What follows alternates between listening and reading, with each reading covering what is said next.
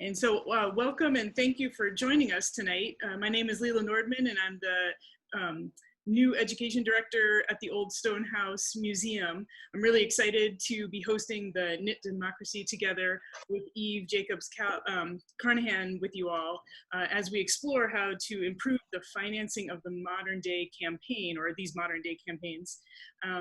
But I will go ahead and hand over the program to Eve, who will introduce herself and take us through sort of what the program is going to look like tonight. So.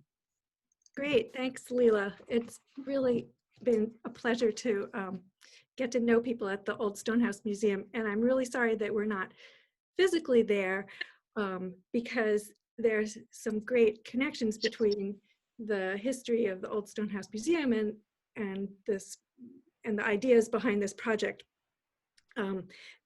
Which I'll explain as I give you an overview. So I'll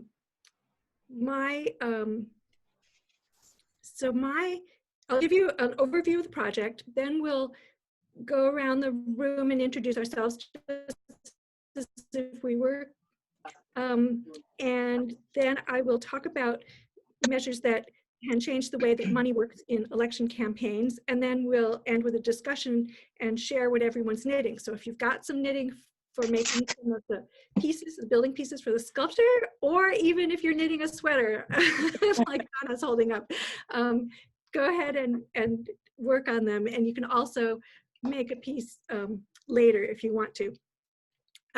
So my idea for this project comes partly from my background as an election law lawyer. But I left that work a couple of years ago to become a full-time artist. But it was so much a part of me that it is often shows up in the artwork that I make, and a lot of my artwork has messages behind it. So I was thinking about knitting circles and how historically knitting circles were this place where women usually would gather to talk about issues of the day. And the knitting circles of the 19th century were places where the abolitionist movement and the suffragist movement were advanced because the people would talk about the issues. They raised money to bring speakers and to spread the word. And there's a modern version of all of that, which are craftivist activities that artists today have taken to turn,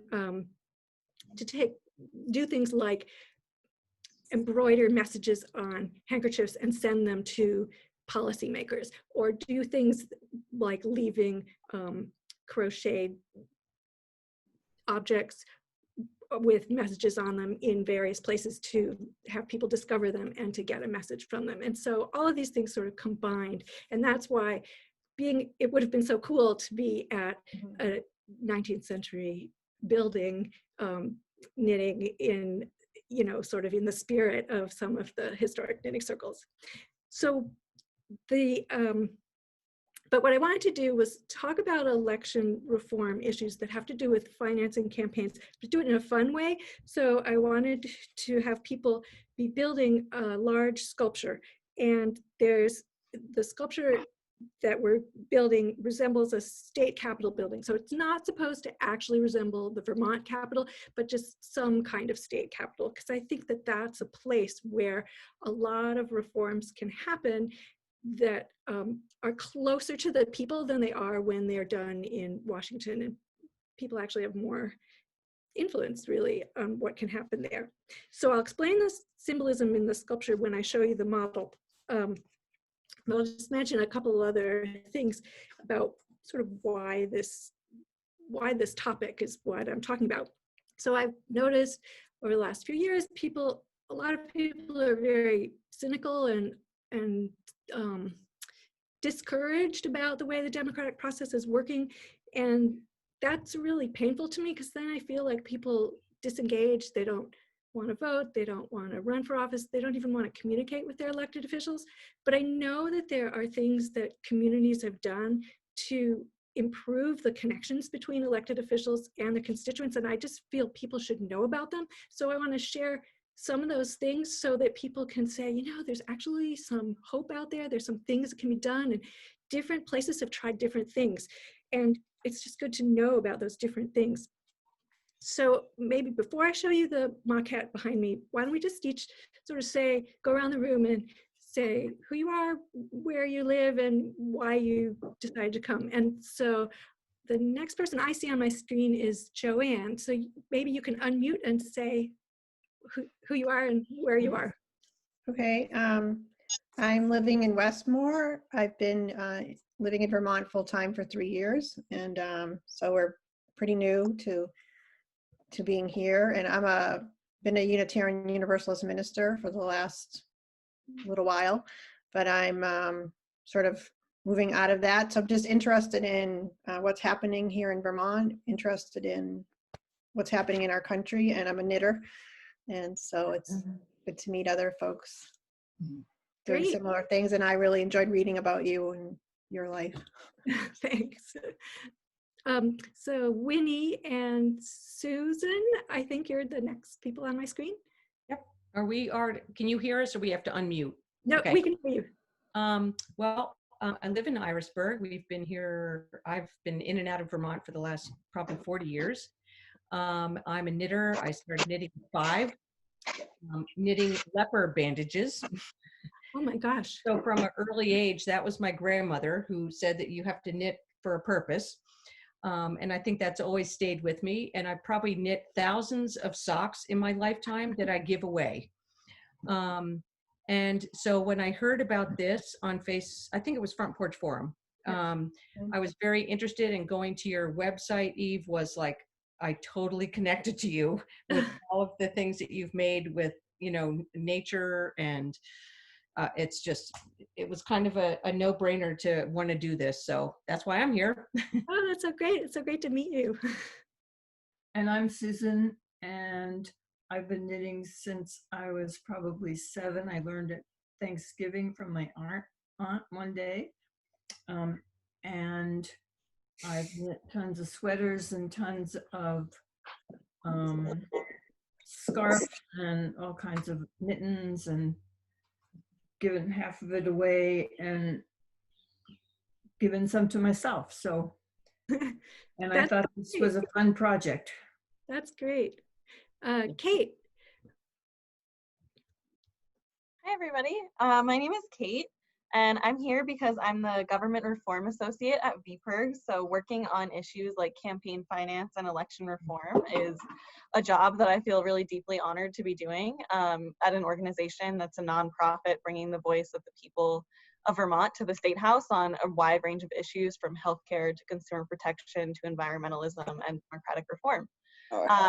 I grew up in Rutland and have lived in Vermont my entire life, and started knitting around 13, but have yet to learn how to purl. And I'm very keen on ripping apart my projects before ever trying to get them off the needles. So I'm so excited to be here with you all talking about some issues that I'm really passionate about. That's great. And VPIRG has been really helpful and supportive and helped me with the first virtual knitting circle. So this is our second one. So Donna, say hi. Hi, I'm Donna Jakuner, so I'm in Barton. Knitting's my job, so I'm a knitting designer and a teacher, and we have a little tiny yarn shop here in our house, but it's currently closed because of the virus. We haven't opened back up yet, and we're doing some construction since we had to close for the quarantine anyway. And I know Eve from a couple years ago. We met talking about a different project, and I see some other faces of people I know, so happy to be here. And I will also do craftivist stuff. So I wrote an ebook after the election last time, 2016, Knitting as a Political Act. And when Bush was president, I did a project with a bunch of other people where we knit uteruses and sent them to representatives. So, amazing project. Yeah, that was super fun. Now you can't do it because of various reasons. They don't accept projects. But anyway, I'm glad to meet the rest of you, and this is exciting.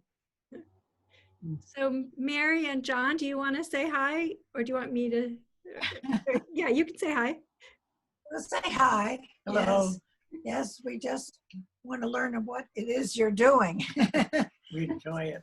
So better informed about your project. So Mary and John live in Brattleboro, and they are my husband's parents. Tess Taylor, why don't you say hi?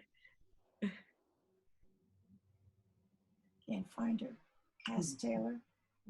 There. Hi, Eve and everybody. I'm Tess Taylor, and I am the Director of Community Programs, actually of all programming now, at the Vermont Humanities. And so that's how Eve and I were talking about this project years ago, which really is kind of like January or February before we all got sent home. And so this is a project that is very interesting to me because I'm doing this conference on democracy, and in the humanities we like to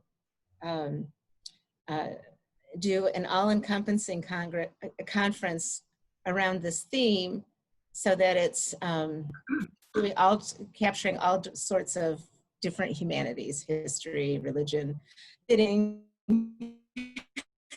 Yes, knitting is humanities, isn't it? Yeah. But talking about, yes, and talking about election and elections and campaign finance and really this idea of building something while you're talking about it.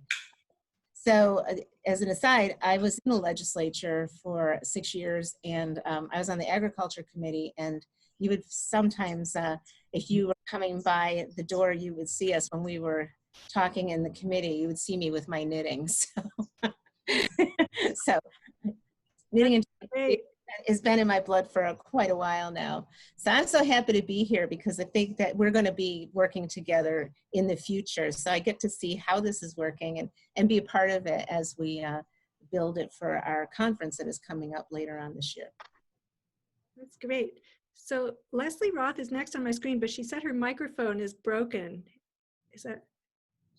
Can you hear me? Oh yeah, we can. Hey, it's fixed. Nothing to fix it. It's like the best. I just turn it off and turn it back on. Okay. I am Leslie. I know Eve for, well, probably in a bunch of different ways because I also live in Montpelier and I also knit a lot. And for a while, I co-owned a yarn store that was located in the downtown. And so I just always really enjoy her projects, whether they're art or a community-based art project like this. And so I'm here. Yay. Yay. Lisa. Hi. Hi there, I'm Lisa. I'm from Burlington, Lisa Hughes. I live in Burlington. I've been knitting for a long time, and in fact, I took a class from Donna in Taos, New Mexico, years ago.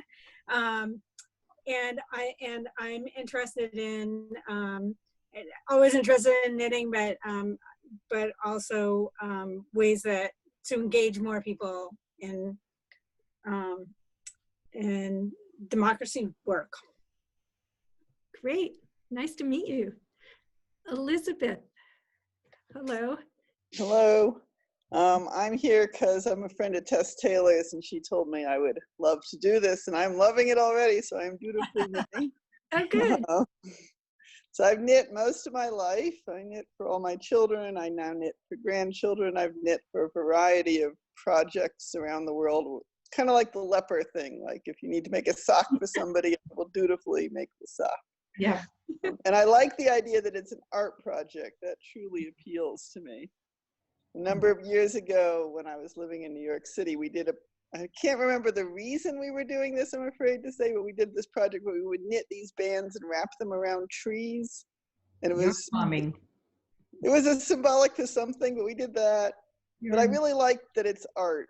So I'm very happy to be here. Oh, great. Nice to meet you. And Fern, hi, how are you? Hi, everybody. Hi, Eve. I live in Tunbridge.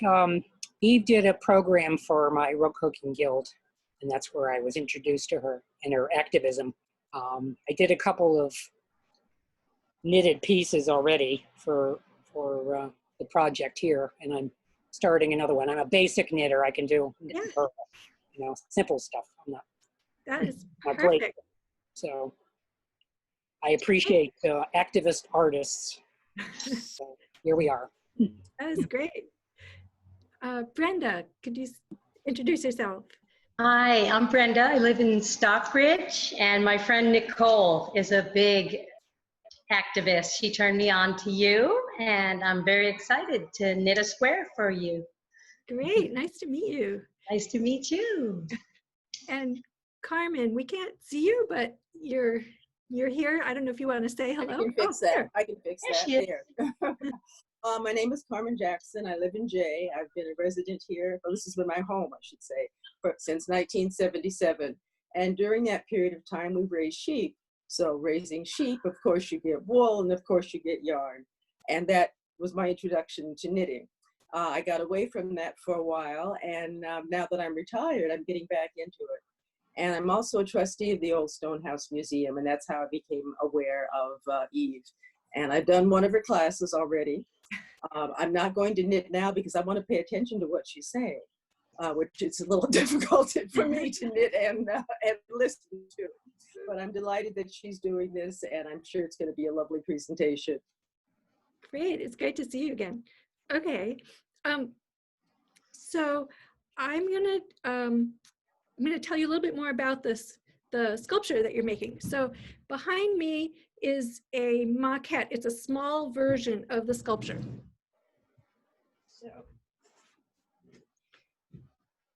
So the centerpiece of this sculpture is like the state capitol, and actually someone who participated in the pilot project was so excited, she knit me the dome. She didn't like the dome that I had, which was this funny one. And so she made me this very detailed Capitol dome from a pattern that she found. So the building is made up of these pieces that everybody's making. So any piece that you're making, I'm going to sew together, like the frieze and the window band and the squares. And people have already been making pieces. This one might be from Fern. And this one actually is, I know this one is from Carmen, who made this very complicated, beautiful slip stitch rib. And somebody else made this piece that is a window band. So people have been making all different pieces. And what I'm doing is I'll put them together to make a building that resembles a state capitol building. It's going to be twice as tall, twice as wide, and twice as deep as this model. This model was for me to try out the process, and it'll be more complicated with some wings. And it's going to have all of these hands on it, because the symbolism of everybody making this and of having the hands is that to have really good government that works, you need everybody participating, and you want the legislature to be made up of many people from many parts of the community, and it's always still a work in progress.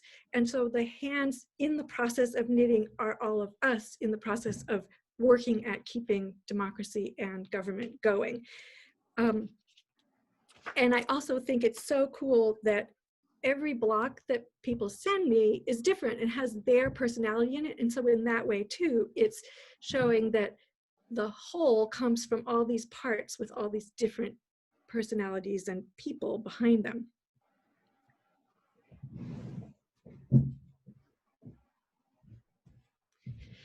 So I'm hoping that, so I'm going to be putting the pieces together, and Tess in her introduction said that Vermont Humanities has been talking with me about working together, and we're hoping that in November we can actually display the sculpture. Probably won't be done at that point, but partly done at the Vermont Humanities Conference that they're hoping to have some version of in person perhaps in November. So I'm going to need all of these pieces from everyone, and I might even try to organize people to come together to help assemble it, you know, if I can figure out how we can do that socially distanced.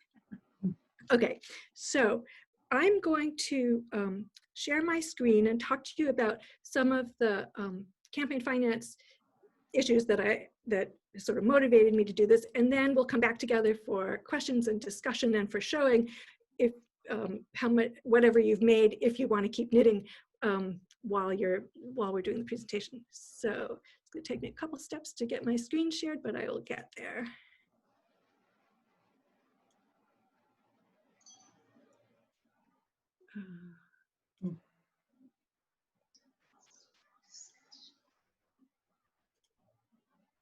Okay.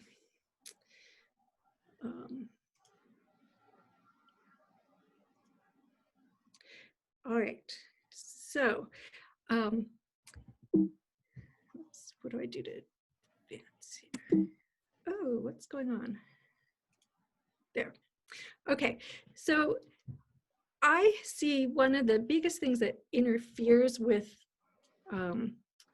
people's confidence is the way that election campaigns are financed. And it all comes from the fact that candidates need to have money to buy ads, to hire staff, and they're grateful to receive money, but that sort of naturally means that they remember who gives it to them. And the donors who give it to them, they naturally sort of expect something in return, whether it's explicit or not. And they sort of think, well, I should get access to policymakers.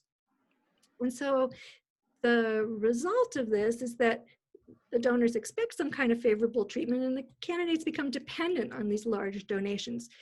I had heard of an example that's on a very local level that just sort of shows how you don't always expect how these things turn out. It was from a small city in California that had wildfires sweep through the city and destroy some neighborhoods. And it turned out that some news analysts went and investigated, and they saw that the city had relaxed zoning restrictions in the year or two before those fires that would have prevented the building at the dense areas in that area where the fires were. And it turned out real estate developers had given large donations to the city council and had pressured the city council to change the zoning restrictions. So these things can have real effects in all sorts of ways. So there are things that can be done about it. And so what you want to be able to do is find a way to increase the connection between elected officials and the sort of all of the constituents in the area. So to make small donors important to the candidates so that they pay as much attention to them as large donors. And concomitantly, you want to diminish the ties between elected officials and large donors so the candidates don't feel that they have to rely on them so much. And if you do that, it should have the effect of increasing the influence of constituents, and that should increase voter confidence and increase civic engagement. And there are some places that have been doing this that in various different ways that have had these effects. So I'm going to tell you about two different approaches. One of them is public financing of campaigns, which I'm going to use the example of the state of Maine, but there are several other states that do variations of this, like Connecticut, Arizona, and Minnesota. And the other one is a much more recent innovative approach called Democracy Vouchers, which the city of Seattle has adopted. And there's a proposal for studying a program like that in Vermont. Okay, I need a drink of water just a sec. So the program in Maine has been around for a long time. It actually started with the elections in 2004, and it's used for state legislature and governor. So we're only talking about state government races. We're not talking about federal systems. We're not talking about people being elected to Congress or for president. And so the way the program works in Maine is candidates qualify by collecting contributions of $5 or more from people in their district. And the money doesn't go to the candidate, it actually goes into a clean election fund. It's a voluntary program, and all of these programs are voluntary because if you can't force people to do it because of the First Amendment rights of free speech that get impacted. So programs have to be made attractive enough that people want to participate in them, but not so attractive that they feel coerced into doing it. So only people who want to do it, only candidates who want to participate will do it. So when a candidate qualifies by getting enough contributions to meet the threshold, which depends on the size of their district, then they can receive payments from the Maine Clean Election Fund. And those are the only monies that they will then use to run their campaign. So they won't accept any private contributions, and they also have to agree to a limit on their spending. So for instance, if they're running for the Maine House of Representatives, they will receive chunks of contributions based on how many people have signed their petitions and given them qualifying contributions, and they'll receive them up to $18,500 to run for the House in Maine. So it's real money. It's enough to actually run a campaign. And the idea is this then frees up the candidate to talk to and connect with voters and talk to them about what they're going to do and why they should be elected. And they don't have to spend their time going to big fundraising dinners to hobnob with people who will give them large amounts of money. So in Maine, the participation rates were really high at the beginning. 81% of the candidates running for the legislature in some of the early years, 2006 and 2008, participated. It's definitely fallen off. In 2018, the most recent election, only 55% of the candidates running for the legislature participated. It did include both Democrats and Republicans and the Green Party. That's a strong party in Maine. And so, but it's unclear whether it's dropped off because the amount of money isn't enough or whether there are other factors. These programs often need to be looked at and tweaked to keep people interested and to address issues that come up. It is available for the governor's races, but it's barely ever been used for the governor's races. A couple of candidates in the Democratic and Republican primaries have used it, but barely ever in the general election. And that may be because the amounts of money just aren't really enough. The program in Seattle works differently. So the Maine system, the money was going into a fund, and then the candidates get money from that public fund, and that's all they use to run their campaign. In Seattle, it's a different system. These are called Democracy Vouchers, and it's really new. It's only been used in 2 elections so far, 2017 and 2019. It's available for the city, people running for the city council and city attorney, and then coming up in 2021 will be the first time it can be used for the mayoral race. So the way a candidate qualifies in Seattle is they collect signatures and qualifying contributions between $10 and $250. And the money goes to the candidate in this case, not into a fund. And once they collect a certain number of these signatures, like for instance, if they're running for an at-large city council seat, they have to collect 400 contributions and signatures, then they qualify. So once they do that, they've qualified. And then the other part of this is every resident of Seattle receives 4 $25 vouchers totaling $100.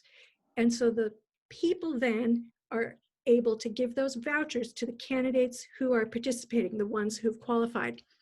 People can decide to give them to any participating candidate that they want. They can give them all to one, or they can spread them out. And then the candidates redeem those vouchers for campaign money. And that goes along with other money that they have raised on their own.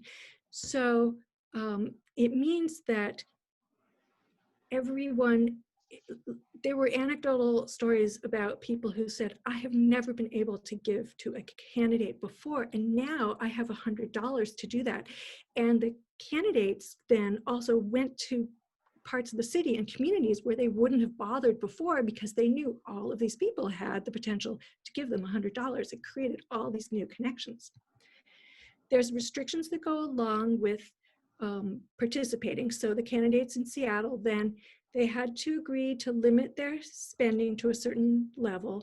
They had to agree to participate in 3 debates, and they could still collect private contributions, but they were limited in the dollar amount. So they could,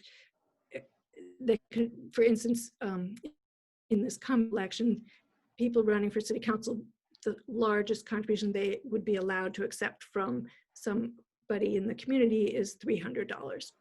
The effect of all this is that it encourages a focus on the issues, like they have to participate in the debates, and so that encourages an examination of issues and candidate qualifications. And as I said with that other example, it means everybody in Seattle has some power to give money to a candidate, and so that encourages their participation. I'm going to share some statistics with you a little bit to show how that came out, because the Seattle system has been studied quite a bit because it's so new and people are really interested to see how it would work. So for instance, the first year they did it in Seattle, one thing is it passed, it was passed and implemented in a very short amount of time. So they launched it in under 10 months and they had to really get the word out. But even in that first year, 6 candidates running for the city council used the program, and one of the candidates who participated was elected, and she was not at all the typical kind of candidate you would expect, and she said she would not have run except that the system of these democracy vouchers helped her, is Teresa Mosqueda, and she has been described in the materials I've read as a 37-year-old woman with student debt, and she raised 2/3 of her campaign money through these vouchers. Residents in the city had to learn about it, and they had to recognize that they were getting these vouchers in the mail, and they had to figure out what to do with them. So the first year, they weren't sure how many people would use them. There were about 21,000 people, residents, used the vouchers. The analysis showed that donors, so there were younger people who participated as voucher users. There was a larger share of donors to campaigns using vouchers than there were, who were of under age 30 than there were of cash donors. So it seemed to have given younger people who maybe didn't feel they had disposable income the opportunity to participate. They also, the academics who looked at this saw that voucher users looked more like the whole electorate of the city in terms of household income than cash donors. There was more of a spread. And they also saw that voucher users were more likely to vote than other people were. So the next time, 2 years later, when they did it again and people were more familiar with it, this time around, 12 of the 14 general election candidates for the city council participated and accepted vouchers.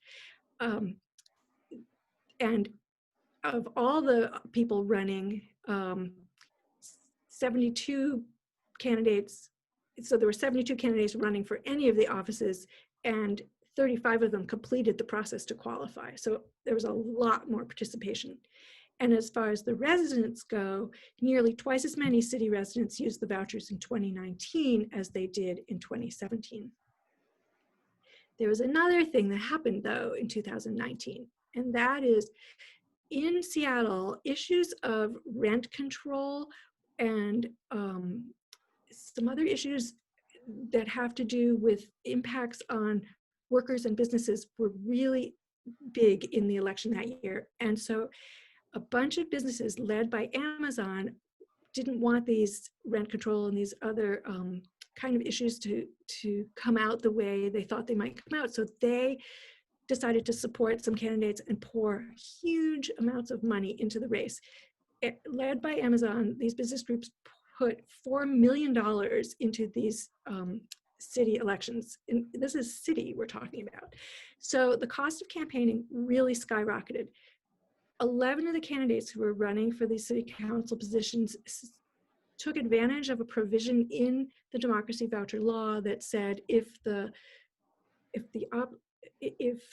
don't remember exactly what the trigger is, but if the other opponent, if people running in the campaign or political action groups are spending over a certain amount, then the candidates could be relieved of the spending limits in order to be able to compete against them. And so 11 candidates asked to be relieved from it.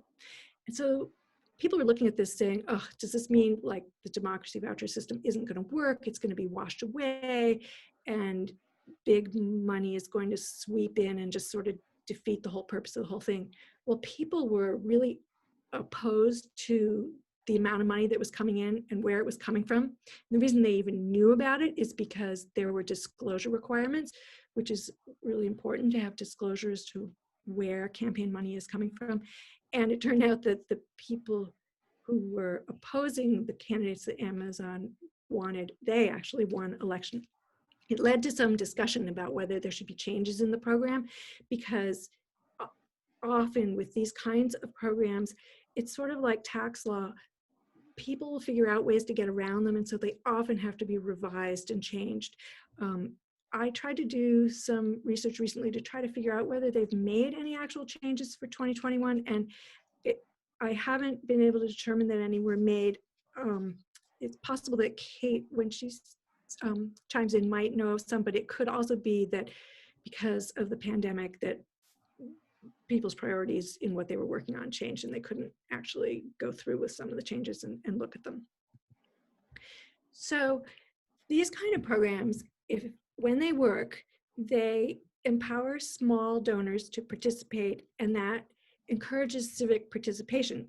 Like you saw that in Seattle, more people who use democracy vouchers as donors of using those vouchers, they participated in voting more than other people in the community. And then by having candidates have to talk to a broader selection, a broader cross-section of the community, that increases connections between elected officials and constituents. And so it means elected officials learn about more issues that affect more people in their community. And to make those things successful, you also have to diminish the impact of the large donors so that the candidates don't spend all of their time only courting the large donors. So I'm going to stop sharing my screen, and Kate, I think, is going to tell us what is being looked at in Vermont, because Vermont is one of the places that's, looking around the country to see what else is out there, and she's going to fill us in on that. Yeah. So here in Vermont in 2019, there was a bill introduced, and it's called S32. And in that bill, it makes some very minor changes to our current public financing system, which is one that we do have. It is woefully underfunded and desperately challenging to actually run for office in the state of Vermont under a current public financing system. And a lot of that has to do with having to wait until a certain date to say that you're running for office, and you can't come out before May of that election year and then qualify for public financing. So if you take even a single dollar before May of election year, you don't qualify for public financing. And I think what we've seen over time is that campaigns start sooner and sooner. And it got to the point that our public financing system simply wasn't being used due to the archaic dates that were tied to it. So the first thing the S32, this law in the Vermont legislature, does is fix those dates so that folks can announce in February and still qualify for public financing and use our current system to run with public finance dollars. However, our current system, even if we fix the dates, really has strict requirements on not accepting outside money for using public financing, and it hasn't been used successfully in a long time, partially because the amount of money that you receive is just so low. It's really not viable to run a statewide campaign on it. So S32, in addition to making these minor changes, also requires that the Secretary of State's office create a campaign finance study committee with some other really critical partners, including the Vermont Town Clerks Association and League of Cities and Towns, and asks that we review and consider new public finance systems for electoral campaigns. And specifically mentioned in that law are both the Maine and Seattle democracy voucher systems. So this is a really exciting law, and VPIRG has been really pushing for its success in the State House for almost 2 years now. It was voted on in the Senate in March of 2019 and passed, which is really exciting. But unfortunately, it's really languished in the House side in the Committee on Government Operations. So my ask to all of you tonight is to reach out to either the chair of the Vermont House Government Operations, Sarah Copeland-Hanses, or the Speaker of the House, Mitzi Johnson, and ask them to really make S32 a priority. Despite the COVID epidemic, I think now is not a time to hold back on democratic reforms despite coronavirus. I think it's a really important time to engage folks proactively in our democracy. I'll also very briefly mention that there's another bill, S47, which bans corporate contributions to both candidates, bans contributions from corporations directly to candidates running for office. And that was voted out of committee and is now just being waited on for a full vote on the House floor, which is really exciting. We haven't gotten a corporate campaign contribution ban this far in a very long time. And again, that is one that is still kind of a priority in the second half of the session. We're taking a break right now from the legislature, but they'll be coming back together in late August, August 25th-ish. And folks will be able to really call and please urge them to support these really important reforms, because I think now is just not a time to waste when it comes to democratic reform. And yes, I would love to share some notes in the chat about folks that you can email about these really important bill numbers. So I'll be sure to do that. And I'm happy to take any questions y'all might have about what's going on in Vermont, or turn it back over to Eve. Yeah, so I think we're gonna just generally open up for questions and thoughts about campaign financing and perhaps more generally about elections, but we're kind of focusing on the campaign financing. But actually, since a couple of you, when you introduced yourselves, said that you had moved here from other places, it's possible you also have had experience with other programs, because there are a lot of, these are just two examples of things that various states have tried to find ways to help free up candidates from having to rely on large donations to get enough money to run their campaigns. So we're a small enough group, I think you can wave your hand or just start asking a question. I have a question, Eve. It's Carmen. Yeah. Considering how expensive campaigns are, what is the incentive for the candidate to want to use this kind of financing? I mean, why not go to the corporations and the people with the big bucks and everything? Why would they want, I know it's a wonderful democratic thing to do, but what's the incentive for the candidate? So one idea is that candidates who maybe don't have connections with wealthy donors or corporations will be more likely to run than they would have if the only source of money was big corporate money. So for instance, that example of the city council member in Seattle who ran, she didn't look like a typical candidate. And this kind of program brings in a broader range of candidates than the ones who feel like they have enough money. Because one of the things that happens in a lot of places is a lot of times you have to be pretty wealthy to run for office or have wealthy friends, because I think some people are really good at asking for money, but other people just sort of feel like they need to have it readily available in order to run for office. So as long as the program is funded well enough so that if they qualify, they are given a large enough chunk of money, then they'll say, oh, like in Maine, if I get this many qualifying contributions, I receive $18,000, and that is a competitive amount. Then they can say, you know, I can reach out to all these people in town, they give me $5, they sign my petition, then I receive $18,000. That's one of the problems with the program in Vermont that exists. I mean, most of you probably didn't even know we had public financing for Vermont because nobody uses it. It's been used like 2 or 3 times, mostly by people who started to use it and then they said, oh my gosh, don't have enough money, and they just they stopped. They didn't keep using it because Vermont's program, the amount of money you can get for participating is just way too small.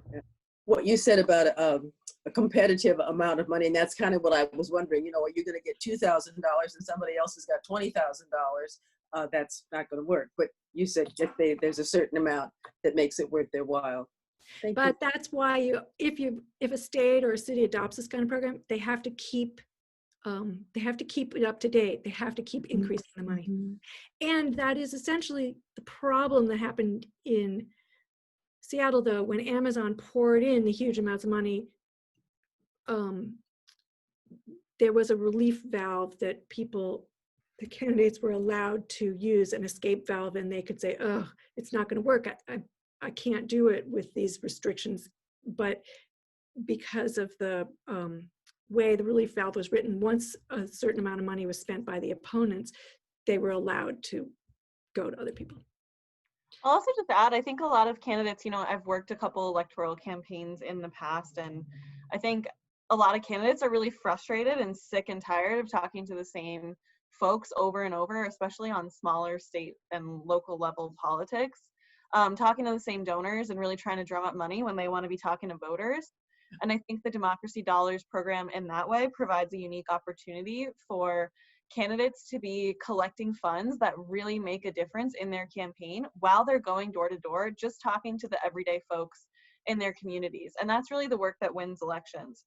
So the advantage of the enfranchising of folks who now all of a sudden have cash to give the candidate that shows up at their door, and the opportunity for the candidate to stop calling the same wealthy folks and really interact with the general public, I think are two other big appeals to candidates. And then you're also getting more people involved in the whole process. And that should make more people feel like they have a say.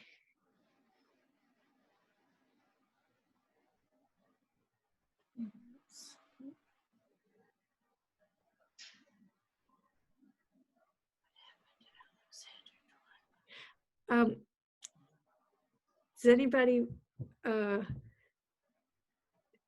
has anybody, so another program, another variation on this that New York City has done and a lot of other communities is matching dollars. So that's a version where if you well, sort of like when you give to some kind of nonprofit or Vermont Public Radio or something, and they say, for every dollar you give, it'll be matched by this anonymous contributor. So in New York City, I forget what the threshold is, but if you give candidates up to a certain amount of money, a few $100s, it's matched 6 to 1. So you give $100 and it turns into $600.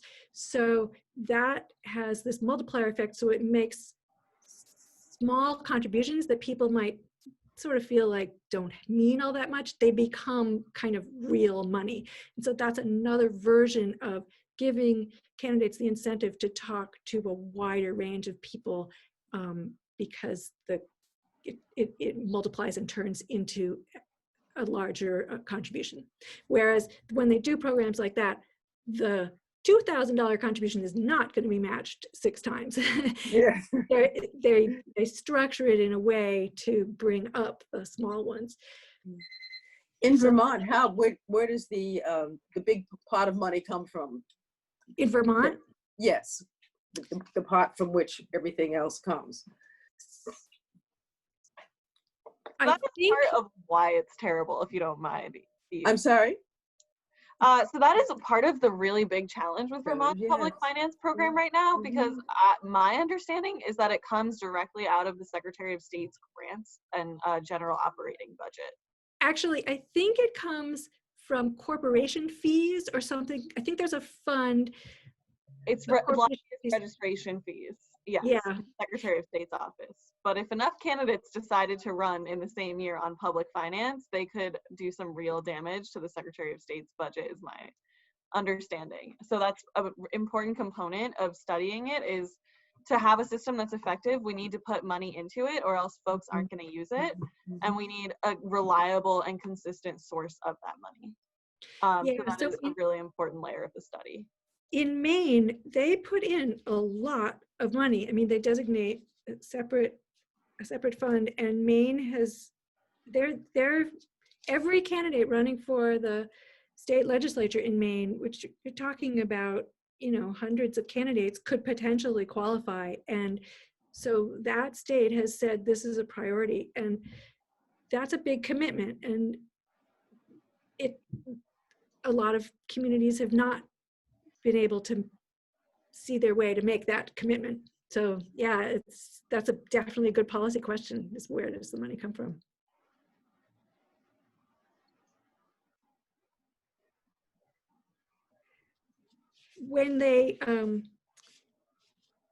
When programs like this are created, one of the other features that has to be looked at is lots of monitoring. There usually has to be some kind of ethics office and auditing after the fact to make sure that the monies are spent properly. And so frequently when programs are set up like this, there has to be some new institutional structures set up to run them and to inspect and to check on them. So they take real thinking and planning. I want to see what people are making and what kind of squares you're going to be sending, and then I'm going to tell you how you can get them to me and what we're going to be doing with them. But does anybody want to share something in progress that they've started to make, or even if you made it in advance? Oh, okay, Winnie, hold it a little closer. I can't hear you. Okay, I'm unmuted. Okay. So it's just a seed stitch, but I'm going to try something more challenging. Perfect. Next time, yep. That's great. Anybody else want to hold one up? Leslie. Leslie has made some for me already. I just passed this on while we began talking. So I think what I'll try to do is make sure that the length of it is a dimension that you need, because I have no idea what the width is. It looks like it's perfect. Yeah, it's perfect. The dimensions, the dimensions I gave in the instructions on the website were just general guidelines so that I didn't end up with things that were too small. And so that's good, because if they're too small, it'll just take forever to sew them together. Oh, see, okay, the so basket stitch looks and then great. it's just seed stitch as well. But one of the things that I was thinking about with the Seattle voucher program that I found really interesting and sort of dovetails with something that I've been doing, like a volunteer thing that I've been doing to increase voter participation in North Carolina. And the NAACP said that people who make a pledge to vote are, and I never remember numbers, but they have a real increased likelihood to make it to the polls for voting day. And in this case will be November 3rd. And so I was thinking about how when people feel like they have contributed to a campaign, it gets them, it's like that additional measure that helps get them actually to vote. And so to me, that just probably it's connecting with things that I'm thinking about already, but that program sounds fantastic. Yeah. Yeah, because that has the aspect that it's actually tangibly involving the voters in thinking about who they want to give their voucher to. And it means they're thinking not just who they're going to vote for, but they have this other stage where they're thinking about participating and connecting. Like if I had this extra $100, I would want to find out a whole lot about these candidates, and I don't want to waste it. Who am I going to give that to? Yeah, it just seems really like a wonderful thing, because it's a little bit like what you were talking about, but anything that gives people that feeling of, it's like I've been writing your vote is your voice so many times, and it's like, it is, but we've got all these other things that are like negating your voice. And so anything that we can do to actually have that ring true is fantastic. So I wonder if that'll get picked up and used more widely. Be great. So I think, I don't see your name, but is it Lisa or Elizabeth who's holding up this beautiful basket stitch? Yeah. Yes, that's my bet. Will that work for bricks? That's what I was thinking. It will. Yeah, Okay, definitely. Then I'll keep going. Yeah. It looks tricky to me. Yeah. Bricky. Well, Great. So, so Leela is going to send an email after the event that tells people my address. So you have my address so you can mail me the pieces that you've made. And I will happily accept pieces from people who haven't come to a knitting circle as well. But there's going to be another knitting circle that you could tell your friends about, another virtual one that Vermont Humanities is sponsoring through Tess coordinating it. And that's going to be on Wednesday, August 19th, I believe it is. And so I have a placeholder of information on the project website, knitdemocracy.org, and I'll be filling in the details with a registration link once we have that. And I'm going to try to hold others as well. As you can imagine, all of the in-person ones that I had originally planned have all evaporated or like this one turned wonderfully virtual. But I sort of had to start over in finding different people willing to do virtual hosting. So, but there will be more. And I'm also contemplating finding a way to let people keep communicating, perhaps through a Facebook group and sharing information.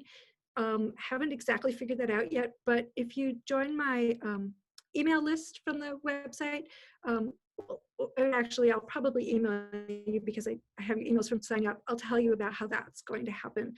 Because I'm finding that people are thinking about these issues a lot and learning in different ways, like Leslie was giving examples, and want to kind of keep talking in different ways. And people like Fern, who came to the other virtual knitting circle and came back for more conversation, which is just so wonderful. So, and Carmen as well. Look forward to receiving information we can share too. Oh, we can't hear you, Tess. Thought I had already hit it. I said I just want to show Elizabeth that great minds think alike.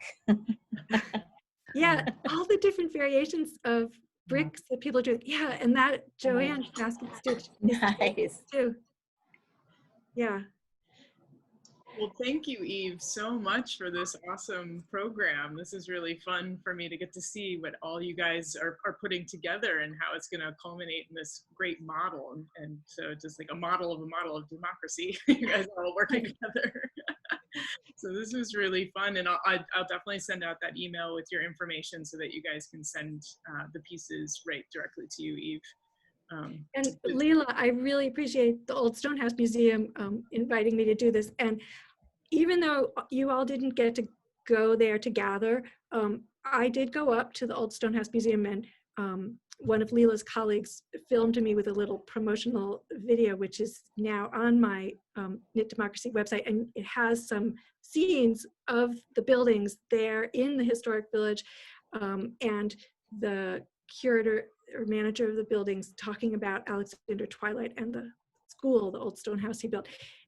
It was the first time I'd been to the Old Stone House Museum, and I am definitely going back. It is an amazing place, and it felt like we were stepping back in time. And then this farmer came down the hill with his big draft horses haying, and it turns out that he was an Amish farmer, so he was using traditional equipment right there in the historic village. It was just so cool.